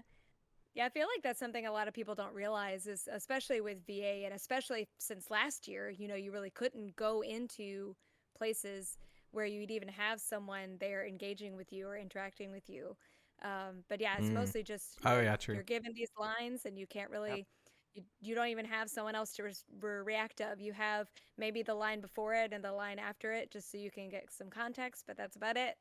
Exactly. It requires a very expansive imagination, and Hmm. again, I think some of the hardest acting that I've done, you know, spanning all the types of acting I've done, has been voice acting, because Yeah. similar to green screen, you're creating this world and these characters, and Hmm. oftentimes you're having to imagine how they performed the previous line, Yeah. to give yourself a performance. So you're like kind of playing like the all knowing storyteller in a way, and it's unique, I think, to each voice actor, where you get to kind of play every character in your brain a little bit, and envision, like, okay, this is how I see the story going. This is Mm. my performance of Neo the World Ends With You through me, and it could have been something completely different if it was another actor playing the Yeah. role. Right. Hmm. Yeah, I guess that is. Oof. Yeah, it's crazy. Um, Someone asked your favorite character and soundtrack in the original game. Ooh, I mean, I have to definitely say that, I mean, Twister was like, you know, stuck in my head for Mm. forever. Just probably being a kid when I first played on the DS, and Mm. calling, obviously, like hearing I like that calling a over and lot. over Yeah. and over again, like just sitting Yeah. in Shibuya, and you're just hearing calling, you know, like over and over again. So I really enjoy those. But it's a really great soundtrack, and there's a lot of I jam to a lot of what's on there on my Mhm. playlists on Spotify. But favorite character, definitely Minamimoto Show. I thought he was like so, like, I hadn't seen a character that was that like quirky in like an obsession with math, of all things. Not that I was into math. I just thought uh, it was so like corny and cool at Hmm. the same time, and he like reminded me of a bit of like an outlaw character. You know, mhm. he kind of was marching to the beat of his own drum within what he, I don't want to spoil things, if you know, for people in the original, but you know, he has his own way of thinking, let's say, and Mm. I resonated with that, and he just seemed so cool, and obviously had like Naruto like face, like with the cat Oh, whisker. yeah, the lines. Oh Yeah. yeah. Yeah, so I definitely, and I just thought his style was so cool, and he was definitely probably my favorite character. I definitely think I resonated more, or people would probably say I was more like Beat, as like who I was as a person or a Mm. kid, but I just really loved the show. Right, you Fox. For which Oh, one? like what's your favorite character or soundtrack from the original? Oh, from the original, uh, Joshua is, is my, probably Yeah. my favorite character. But it's funny because like it's hard because I didn't really play the original game. I know Joshua from Dream Drop Distance. So that's the Joshua that I know, Yeah. and I really like him. But Mm. I only know a little bit of the Joshua from the original game. And so, he's probably still my favorite regardless of what he does or who he is. But anyway, and music-wise, yeah, Twister's really fun. Yeah. Really like the new version of Twister that they've made. Yeah. I guess it was kind of like the hip hop version of it. I really enjoy it. I liked I really like the opening trailer, like the music in that, where it just has like different bits of everything thrown into it. Yeah. It's so good. For Neo, you mean? Yeah, for Neo. Yeah. I mean, the Neo soundtrack, I feel like, is gonna. It's like take it has over. new stuff, right? But it also like has that like punch of nostalgia with a bunch Yeah. of different tracks. It's really good. Oh yeah. So, yeah, my favorite character is probably Neku. Is it? Do you resonate with the type of person he is, or I just like do. his style? I or- feel like I'm a very extroverted person, but I don't know how to put it, but yeah, like sometimes like I definitely like resonated with how he felt with just how loud the world is. Yeah. Yeah. So yeah. That I definitely resonate with, and I think the same. Like, I definitely saw myself at Neku with that. Right? Because Especially it's not like when I lived in. Oh, hmm? No, I was just saying, living in New York, that only amplified that feeling even more. Oh, yeah, for Right. sure. Because it's not like he was. I feel like the noise kind of drowned him out to the point where that's who he became, where we see him Yeah. at. Yeah. And I think it's like really easy to like get to that point. 100%. Yeah. So. Living in a city, just if you've never lived in a city, again, Shibuya is very much like a similar city to New York or Boston, Chicago, whatever.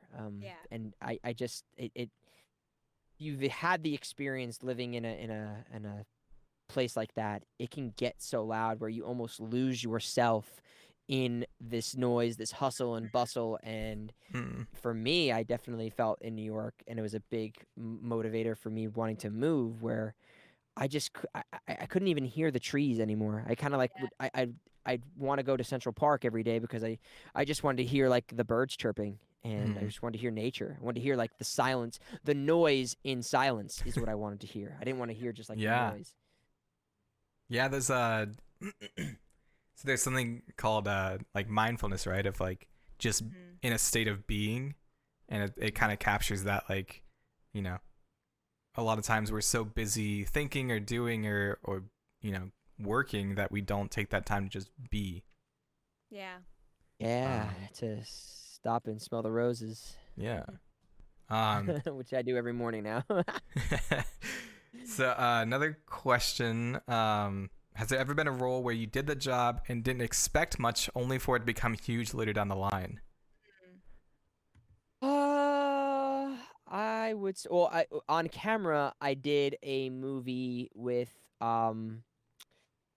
did a film called The Skeleton Twins with Bill Hader and Kristen Wiig, and obviously people know Bill Hader from like SNL, and Kristen Wiig from SNL and Bridesmaids, and Ty Burrell from Modern Family. I played Ty Burrell's son, and I knew the movie was gonna be like have attention because it was comedians doing a drama. It's like very similar to Jim Carrey in Eternal Sunshine of the Spotless Mind.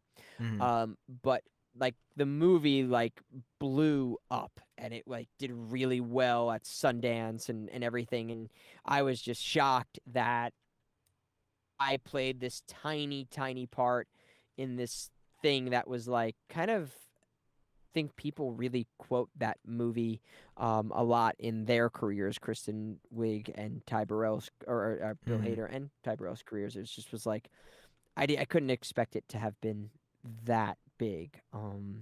And maybe there will be more of those to come. I think there's a couple of things where I don't really know where they're going to fall on the popularity spectrum, and maybe they'll be big, and maybe they'll be blips. Who knows? Do you think Neo will kind of like launch you into more video game voice acting work? I hope it does. I think a lot of the stuff that I've done so far has been kind of my own merit in a way. Mm. I don't think I've gotten to reap the rewards, if any, from doing Neo yet until the game comes out. Yeah. And Yeah. people can really make it. Maybe people will know me as like, that guy's a great trailer voice actor, man. Like, he's terrible in the game, but Oh. shit, No. man, he does a great trailer. Like, Aw. but no, so I think once the game comes out and more developers know about it and casting people know about it, and I can talk about it more on a larger platform, so to speak, maybe then I can, people will say, hey, I loved you in Neo. Do you want to work on this? Yeah. Because that hasn't happened yet, and maybe it will, maybe Yeah. it won't. Maybe it'll be in conversations with my agents pitching me and saying, "Hey, he just worked on this game, and that was nominated for soundtrack of the year." Yeah. They pull out like a switch and just be like, "Hey, yeah, play this." And my client did that.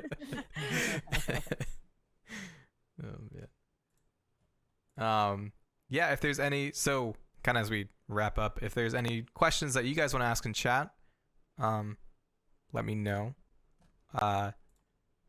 Paul said that he is doing streaming, so there's his Twitch link, so be sure to give him a follow.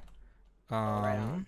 Yeah, I hang out. I lurk a lot in streams, but I love hanging out in your interviews. They're really interesting. Yeah. Nice. Yeah, we should have a couple of more, hopefully. And I'm starting a podcast, which is going to be. I heard. Yeah. Yeah, those interviews are going to be kind of the predecessor for that. The interviews will more than likely in the podcast not be live, but then they'll be available on all the podcast platforms and on YouTube. And then what we will probably do is have Twitch interviews scattered throughout as kind of a change of pace for it. Yeah. Then maybe we'll do kind of a Patreon type of thing for people who become a part of the community, where we have either exclusive interviews or extra clips, but that's going to be called Points of Experience. And kind of the mission statement of the podcast is going to be bringing on people who are professionals in whatever career that might be, whether it's a director, producer, voice actor, showrunner, artist, creator, whatever that is, and really highlighting some of the experiences they've had in their life that have led to kind of the success that they are now having a career in. Oh, that's so cool. Yeah. I would say start a Patreon like when you launch the podcast. I know I hear a lot of times where like people will like hold off on that because they like want to like build that audience or build it up. But I started a podcast on Yu-Gi-Oh. Actually with Shibuya. Shibuya got it in the chat, and then a couple other people, and we started a Patreon like right off with it. And I feel like when you're starting a new podcast, like branding and like how you present yourself is really important. And so like if you have like official platforms and official like ways to support, like it all like kind of builds that vision of like what that podcast is. So that's very smart, and I think it's, again, probably would have made that mistake of waiting till later, but it's because then especially because you talked about like that imposter syndrome of like you probably will like start the podcast and be like, oh, like I don't know if now's the time, like I don't know if our podcast is like good enough, right? And then they'll just like keep going. I just have a hard time taking money from anybody. I really, like the idea of donations and like the idea of even like getting hired to do voiceover work. It's like I still can't believe that I'm getting paid to do it, and I almost feel like I'll do this stuff for free. But there is a line to be able to continue to do what I want to do at the scale I want to do. Support is definitely welcome and helpful, and we will figure out ways to reward people who are a part of that community.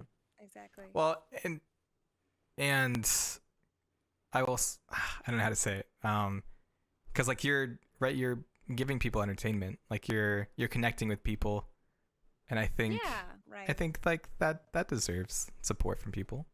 And if they want to support you, like that's their choice. So I talked to a lot of creators about like donations and Patreons and stuff like that, because it is like a. I think it also kind of lends into that like imposter syndrome thing again of like, Yeah. am I really like that Like- good enough to like take Yeah. someone's money for what I'm doing? For me, I definitely have that imposter syndrome. There's no doubt about that. But I also think that the thing that bugs me or gets under my core is that I know, and it's not right. It's not a right feeling at all. Is that if I wasn't able to do what I'm doing and making money from it, I would have been doing fan dubs. I'd be on the subway reciting Shakespeare. I'd be busking on, or maybe not busking, just like out on the side of on the streets Yeah. of New York. I'd be just doing it. I just want to create. I'd make any way I could to do performance. So Yeah. the money is obviously nice and it allows you to do things at a more comfortable, consistent level, hopefully a higher quality. Yeah. And I want to do that. That's a huge part of it. And again, you should be compensated for what you do. And I always say this to a lot of voice actors is make sure you get paid what you're worth. Yeah. Don't Yes. just do something for free and let people take advantage of you. Yes. Because people will, you give them the opportunity to, and they will. Oh yeah. So I just love it so much that I just want to do it in any way I can, and very lucky to do it. Not a lot of people get to. Yeah. I think that comes up a lot too with artists and commissions of like make your commission price what you're worth, which is hard because I don't know if it happens with like voice acting, but like with commissions, like a lot of times people will like price themselves lower so that they get business, Yeah. if that makes Oh, yeah. sense. And so like that kind of brings down everyone's commission price, which sucks. Right. But I don't know how that works with like voice acting though, if that's the same thing. Oh, 100% works very. I mean, especially starting out in people's careers when you're working on like those voiceover commodity marketplaces where you're not working with an agent necessarily, or you're finding people on Facebook or whatever it is to do your work. People will definitely undersell themselves, and they are afraid if they overprice that they'll find somebody else because Yeah. truthfully, at the end of the day, actors are replaceable. There is somebody else waiting in line to do what you're doing. It's a luxury sport, the way a lot of people phrase it. So I think that more opportunities you can get to stand up for yourself, the more of a message you're sending to these creators that they can't take advantage of that next person. Yeah. So you gotta support your fellow artists and say, I'm looking out for you the way I want you to look out for me. I'm not gonna take that $25 an hour or $25 per session job because I don't want you to be put in a situation where you have to say yes or no to that. Right. So it's very much standing up for each other, especially even getting a lot of these union minimums to good wages, specifically with like anime and stuff. A lot of stuff is non-union and underpays. So it's definitely a fight for voice actors, as it is with, a lot of artists who don't even have really a union to cover their back or for sure. pay into medical for, it's tough. Yeah.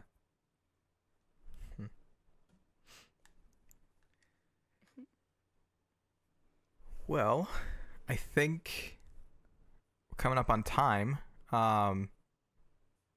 Yeah, I thank you so much for agreeing to do this. It's been so much fun Yeah. talking.